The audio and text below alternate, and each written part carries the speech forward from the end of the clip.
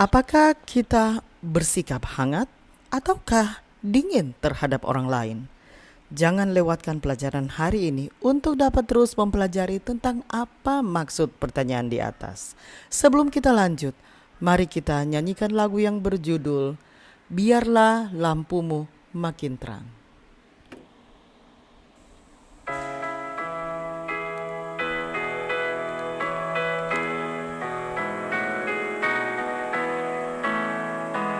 Biarlah lampumu makin terang, malam tergelap telah dekat. Di saat malam menjelang, datangnya juru selamat.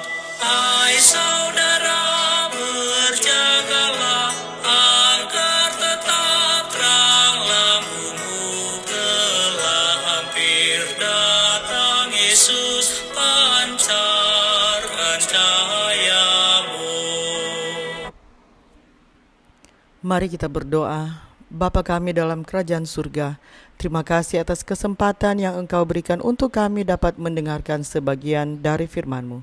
Isilah kami dengan Roh-Mu yang suci, agar kami dapat mengerti apa yang Engkau inginkan kami pelajari hari ini. Dalam nama Yesus kami sudah berdoa. Amin. Pelajaran Sekolah Sabat, Kamis 2 Juli 2026. Pelajaran yang pertama di triwulan yang ketiga. Judul pelajaran Sekolah Sabat kita untuk hari ini adalah Surat-surat Paulus kepada Jemaat Korintus. Bacalah 1 Korintus 1 ayat 11 sampai 13, 1 Korintus 4 ayat 14, 1 Korintus 5 ayat 11, 1 Korintus 7 ayat 1 dan 1 Korintus 14 ayat 37 dan 40. Bacalah juga 2 Korintus 1 ayat 12, 2 Korintus 2 ayat 9, 2 Korintus 11 ayat 3, dan 2 Korintus 13 ayat 10. Bagaimanakah ayat-ayat ini membantu kita memahami mengapa Paulus menulis surat kepada jemaat Korintus? Kita ikuti bacaan ayat-ayatnya. 1 Korintus 1 ayat 11 sampai 13.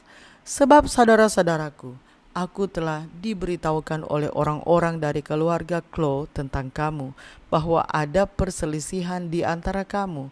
Yang aku maksudkan ialah bahwa kamu masing-masing berkata, aku dari golongan Paulus, atau aku dari golongan Apolos, atau aku dari golongan Kefas, atau aku dari golongan Kristus.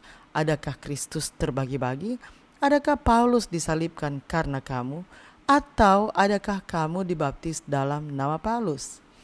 1 Korintus 4 ayat 14. Hal ini kutuliskan bukan untuk memalukan kamu, tetapi untuk menegur kamu sebagai anak-anakku yang kukasihi.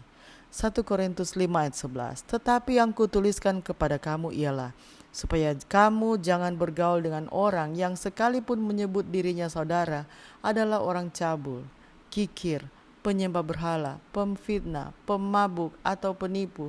Dengan orang yang demikian janganlah kamu sekali-kali makan bersama-sama. 1 Korintus 7 ayat 1. Dan sekarang tentang hal-hal yang kamu tuliskan kepadaku adalah baik bagi laki-laki kalau ia tidak kawin. 1 Korintus 14 ayat 37 dan 40. Jika seorang menganggap dirinya nabi atau yang mendapat karunia, ia harus sadar bahwa apa yang kukatakan kepadamu adalah perintah Tuhan, tapi segala sesuatu harus berlangsung dengan sopan dan teratur. 2 Korintus 1 ayat 12. Inilah yang kami menggagan, yaitu bahwa suara hati kami memberi kesaksian kepada kami bahwa hidup kami di dunia ini, khususnya dalam hubungan kami dengan kamu, dikuasai oleh ketulusan dan kemurnian dari Allah, bukan oleh hikmat duniawi tetapi oleh kekuatan kasih karunia Allah. 2 Korintus 2 ayat 9. Sebab justru itulah maksudnya aku menulis surat kepada kamu, yaitu untuk menguji kamu apakah kamu taat dalam segala sesuatu. 2 Korintus 11 ayat 3. Tetapi aku takut kalau pikiran kamu disesatkan dari kesetiaan kamu yang sejati kepada Kristus, sama seperti Hawa diperdayakan oleh ular itu dengan kelicikannya. 2 Korintus 13 ayat 10. Itulah sebabnya sekali ini aku menulis kepada kamu ketika aku berjauhan dengan kamu, supaya bila aku berada di tengah-tengah kamu, aku tidak terpaksa bertindak keras menurut kuasa yang dianugerahkan Tuhan kepadaku untuk membangun dan bukan untuk meruntuhkan. Paulus berada di Efesus ketika ia menulis 1 Korintus. Keluarga Klo mendatanginya dengan laporan bahwa keadaan di Korintus tidak berjalan dengan baik. Dalam 1 Korintus 1 sampai 6, Paulus membahas masalah-masalah yang dibawa oleh Chloe. Masalah-masalah tersebut meliputi perpecahan, amoralitas seksual, tuntutan hukum, dan prostitusi. Paulus juga menerima surat dengan pertanyaan-pertanyaan spesifik. Jawabannya mengisi ruang dari pasal 7 dan seterusnya. Pertanyaan-pertanyaan tersebut berkaitan dengan pernikahan, perceraian, selibat, makanan yang dipersembahkan kepada berhala, perilaku dalam ibadah, penggunaan karunia-karunia rohani, dan pemahaman yang salah tentang kebangkitan.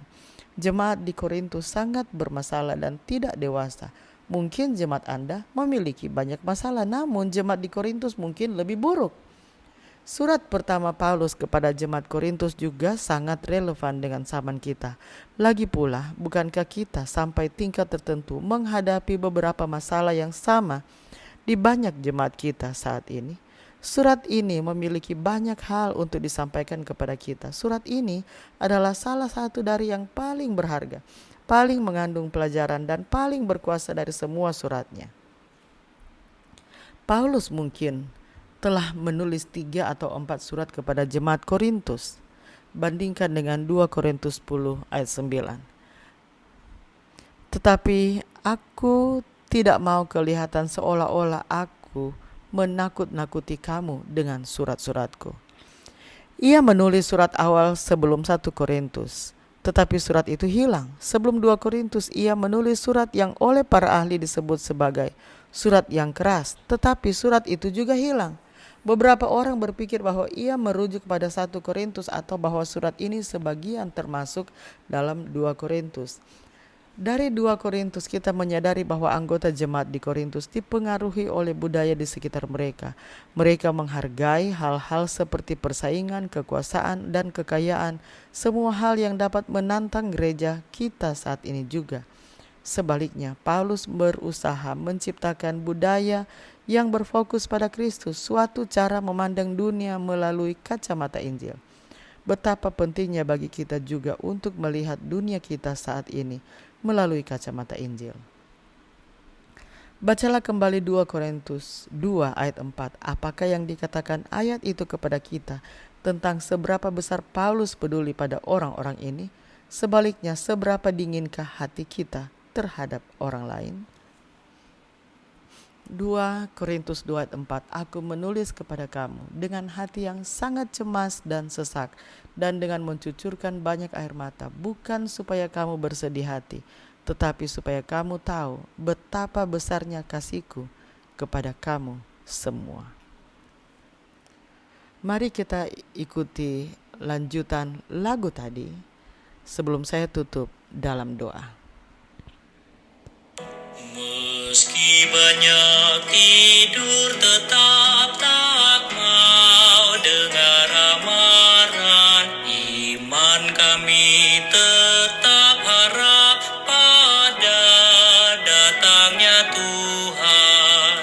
Hai saudara, berjagalah agar tetap terang lampumu telah hampir datang Yesus, pancarkan cahayamu. Mari kita berdoa.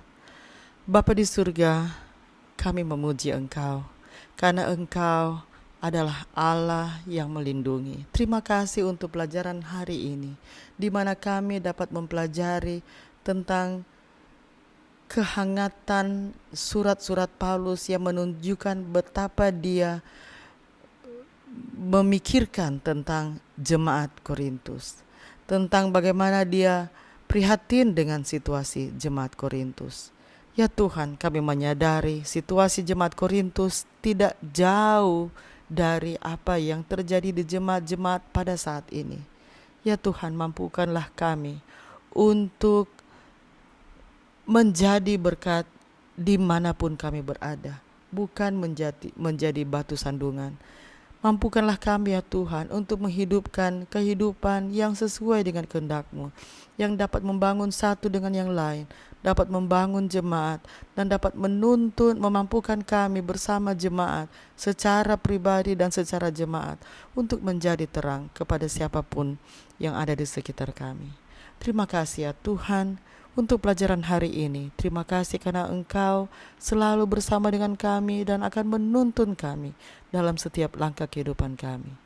Terima kasih ya Tuhan untuk kasih setia-Mu bagi kami. Dalam nama Yesus kami sudah berdoa. Amin. Demikianlah bacaan pelajaran Sekolah Sahabat Kamis 2 Juli 2026. Sampai bertemu di bacaan pelajaran Sekolah Sahabat selanjutnya. Tuhan memberkati.